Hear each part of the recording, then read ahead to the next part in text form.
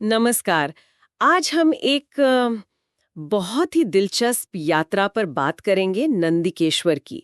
उनके जन्म से लेकर कैसे उन्हें वरदान मिले, उनका अभिषेक और फिर विवाह। हाँ, ये कहानी काफी महत्वपूर्ण है शैव परंपरा में। बिल्कुल।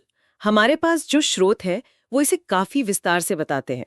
तो आज कोशिश रहेगी कि नंदिकेश्वर की जो भक्ति है, जो उन्हें वरदान मिले और उनका क्या महत्व है, इसे समझें। हाँ, चलिए इस गहन चर्चा में उतरते हैं। तो कहानी की शुरुआत होती है नंदिकेश्वर एकांत वन में आसन लगाकर बैठे हैं और बहुत ही कठोर तपस्या कर रहे हैं। बताया गया है कि वो अपने हृदय कमल में, मतलब अपनी चेतना के केंद्र में 3 नेत्र, 10 भुजाओं और 5 मुख वाले सदाशिव का ध्यान कर रहे थे, रुद्र मंत्र का जाप करते हुए। और ये कोई साधारण तपस्या नहीं थी, मतलब बहुत ही उग्र तपस्या थी। हाँ, बड़े बड़े ऋषियों के लिए भी शायद आसान न हो। सही कहा।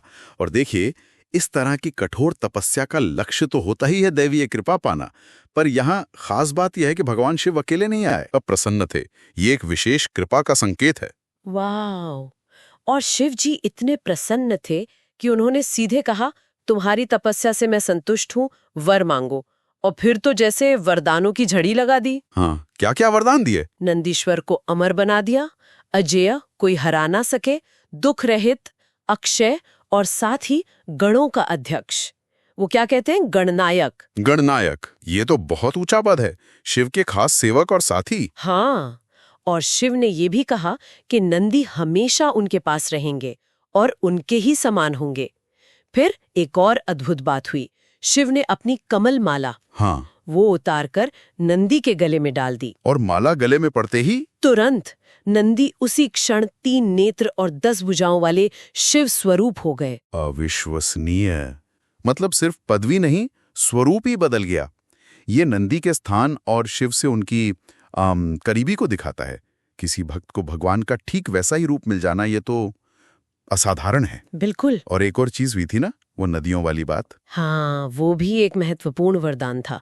शिव ने अपनी जटा के जल से 5 पवित्र नदियां बनाई, जटोदका, त्रिस्त्रोता, व्रजध्वनि, स्वर्णोदका और जम्बू नदी। इन्हें पंचनद कहा गया। शायद शुद्धि और जीवन का प्रतीक हो सकता है। इसके बाद शिवजी ने उमा जी से कहा कि वो नंदी का अभिषेक करके उन्हें औपचारिक रूप से गणाध्यक्ष बनाना चाहते हैं। और उमा जी की क्या प्रतिक्रिया थी? ये बहुत दिलचस्प है। उमा देवी ने न सिर्फ सहमति दी, बल्कि नंदी को पुत्र सरीखा, मतलब बेटे जैसा बताया। कहा कि वो उन्हें बहुत प्रिय हैं। अच्छा, तो माँ पार्वती का भी स्नेह मिल गया। हाँ, फिर सभी गणों, देवताओं, मुनियों सबने मिलकर नंदी का भव्य अभिषेक किया और फिर तुरंत ही उनका विवाह भी हुआ। किससे? उनसे उनका विवाह संपन्न हुआ। तो उमा जी की स्वीकृति और इतने सारे दिव्य लोगों की उपस्थिति में अभिषेक, इसने नंदी के पद को और मजबूत कर दिया। एक तरह से सार्वभौमिक मान्यता मिल गई। सही कहा। और शिव पार्वती दोनों ने नंदी और सुयशा को आशीर्वाद दिया। इसमें एक और खास बात है। क्या? नंदी के पिता शिलाद और उनके पितामह को भी नंदी के समान ही स्थिति और अंत में शिव सायुज्य प्राप्ति का वचन मिला। शिव सायुज्य मतलब शिव के स्वरूप में ही विलीन हो जाना, परम मोक्ष। ये तो बहुत बड़ा आशीर्वाद है पूरे परिवार के लिए। हाँ, और पार्वती जी ने सुयशा को भी खास वरदान दिए।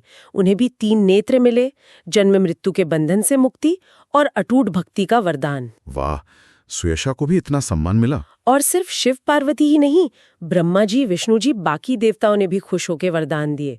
ऐसा लग रहा था मानो पूरा देवलोक इस उत्सव में शामिल हो। हाँ, एक महान घटना थी। नंदी को अपनाकर अपने धाम कैलाश लौट गए। और इस पूरी कथा का फल भी बताया गया है ना, जिससे फल श्रुति कहते हैं। हाँ, स्रोत के अंत में बताया गया है कि जो भी श्रद्धा से नंदी के इस चरित्र को सुनेगा या सुनाएगा, उसे क्या मिलेगा?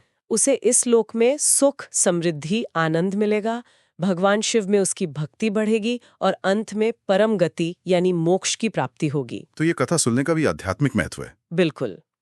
तो संक्षेप में देखें तो एक साधारण तपस्वी नंदिकेश्वर अपनी एकाग्र भक्ति और कठोर तप से भगवान शिव की ऐसी कृपा पाते हैं कि वो न केवल अमर, अजेय गणाध्यक्ष बनते हैं, बल्कि स्वयं शिव का स्वरूप ही प्राप्त कर लेते हैं। हाँ, यही सबसे अद्भुत बात है। निश्चित रूप से ये कथा भक्ति की शक्ति और दैवीय कृपा से कैसे रूपांतरण हो सकता है, इसका एक बेहतरीन उदाहरण है। पर यहाँ एक बात सोचने वाली है। क्या? किसी भक्त का स्वयं भगवान का स्वरूप पा लेना, उनके इतने निकट पहुंच जाना, ये शैव परंपरा में भक्त और भगवान के बीच के संबंध की किस खास प्रकृति की ओर इशारा करता है? ये आध्यात्मिक उन्नति की जो संभावनाएं हैं, उनके बारे में क्या बताता है? इस पर विचार करना चाहिए।